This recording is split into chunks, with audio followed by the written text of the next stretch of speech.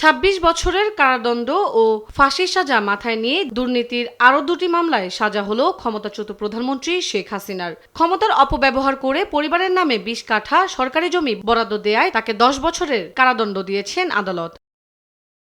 সোমবার রায় ঘোষণা করেন ঢাকার বিশেষ জজ আদালত ৪-এর বিচারক রবিউল আলম। দুদকের করা অভিযোগ প্রমাণিত হয়েছে উল্লেখ করে বিচারক জানান, পূর্বাচল নতুন শহরে শেখ রেহানার মেয়ে আজমিনা সিদ্দিক ও ছেলে রাদওয়ান সিদ্দিকের নামে ২০ কাঠা জমি বরাদ্দের আদেশ দেন শেখ হাসিনা।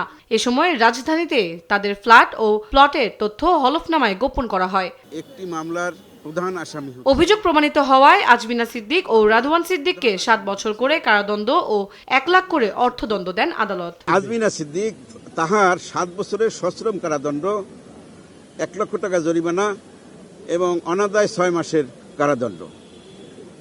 অন্য আরেকটা মামলার যে প্রধান আসামি রাদওয়ান মুজিব সিদ্দিক তাহার ৭ বছরের সশ্রম কারাদণ্ড, ১ লক্ষ টাকা জরিমানা এবং অনাদায় ৬ মাসের কারাদণ্ড।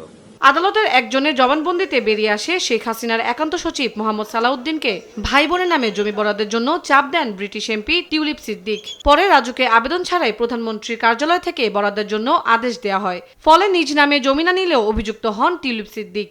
২ মামলায় তাকে মোট ৪ বছর কারাদণ্ড ও ২ লাখ টাকা জরিমানা করা হয়। টিউলিপ সিদ্দিকির ২ মামলায় ৪ বছরের সশ্রম কারাদণ্ড, ১ লক্ষ টাকা করে ২ লক্ষ টাকা জরিমানা এবং অনাদায় ৬ মাসের করে কারাদণ্ড। এছাড়া মামলার পলাতক বাকি আসামিদের ৫ বছর করে কারাদণ্ড দেন আদালত। তবে আত্মসমর্পণ করায় খুরশিদ আলমকে ২ বছরের সাজা দেওয়া হয়। এর আগে একই অভিযোগের অন্য ৪ মামলায়ও বিভিন্ন মেয়াদে সাজার রায় দেওয়া হয়েছে শেখ হাসিনা পরিবারের বিরুদ্ধে। তন্দ্রা তারুণ্য, দেশ টিভি, ঢাকা।